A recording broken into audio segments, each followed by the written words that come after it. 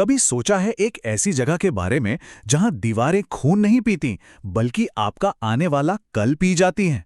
सोचिए एक ऐसे बंगले के बारे में जहां समय, हाँ टाइम, खुद एक जाल है और जो एक बार अंदर चला गया वो फिर कभी कभी भी बाहर नहीं आ पाता। तो ये कहानी है उसी भूत बंगले की जो असल में समय का एक बहुत बड़ा जाल है। इस कहानी की शुरुआत ही इस लाइन से होती है जो उस जगह के अकेलेपन और उसके अंदर दबे गहरे राज का एहसास कराती है। ये है रक्त महल, एक ऐसी जगह जहां सन्नाटा भी जैसे चीखता हुआ महसूस होता है।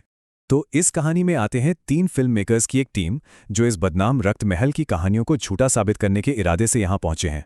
उन्हें लग रहा है कि वो एक डॉक्यूमेंट्री बना रहे हैं, पर उन्हें ये बिल्कुल नहीं पता कि वो खुद उस घर की अगली कहानी बनने वाले हैं। इस टीम में सबसे आगे हैं माया, जिसका सपना है एक नेशनल अवार्ड जीतना। उसके साथ है रेवा, जिसे उस जगह की हवा में भी कुछ अजीब सा महसूस हो रहा है। और फिर है समीर, जो सिर्फ टेक्नोलॉजी पे भरोसा करता है। रेवा की पहली चिंता यही थी कि यहाँ फोन का सिग्नल बिल्कुल भी नहीं है, मतलब अगर कुछ हो गया तो मदद कैसे बुलाएंगे। घर में उनका स्वागत करती है एक रहस्यमयी केयरटेकर, दादी। वो उन्हें ये अजीब सी चेतावनी देती है जिसे टीम एक बूढ़ी औरत का वहम समझकर नजरअंदाज कर देती है और अपनी जांच शुरू कर देती है। और यही उनकी सबसे बड़ी गलती थी। और फिर जैसे जैसे रात गहराती है, घर अपनी असली पहचान दिखाना शुरू कर देता है। खामोशी टूटने लगती है और दीवारों के पीछे दबे राज फुसफुसाने लगते हैं।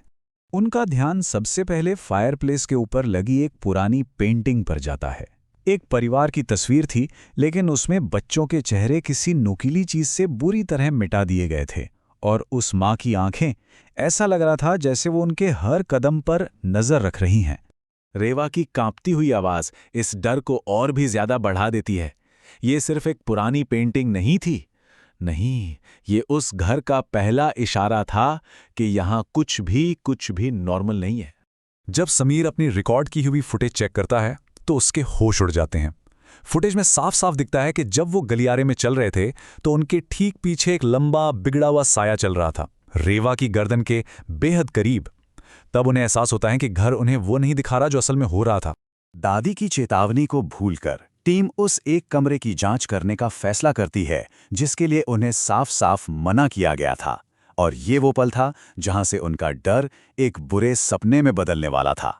जैसे ही वो उस खून जैसे लाल दरवाजे के पास पहुंचते हैं, गलियारे का तापमान एकदम अचानक से गिर जाता है।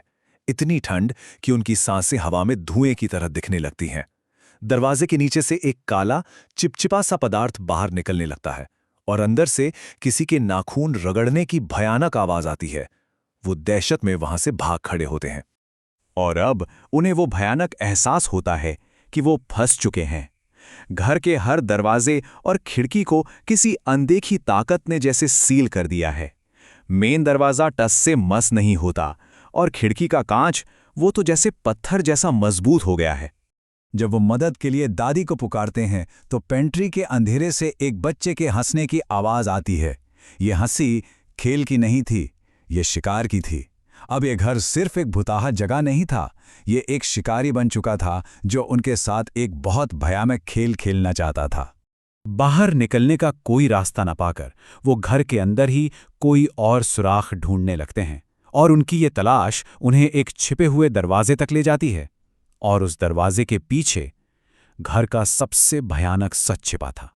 उन्हें एक तहखाना मिलता है जहां अलमारियों पर सैकड़ों मिट्टी की गुड़ियां रखी होती हैं। हर गुड़िया पर किसी का नाम और साल लिखा है, जैसे विक्रम 1992, सोनिया 2004।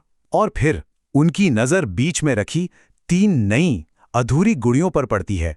उन गुड़ियों पर लगे कपड़े के टुकड़े माया, रेवा और समीर के कपड़ों से लिए गए थे। घर ने उन्हें अपना अगला शिकार चुन लिया था।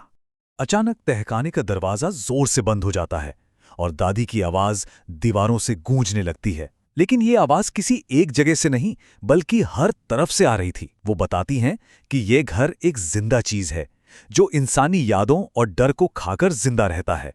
और फिर सामने आता है सबसे बड़ा राज। एक पुराने रजिस्टर में आखिरी पन्ने पर उनके नाम लिखे थे, पर घर को उनकी जान नहीं चाहिए थी। उसके बदले लिखा था माया की आवाज, समीर की नजर और रेवा की आत्मा। और उनके नामों के आगे जो तारीखें थीं वो भविष्य की थीं।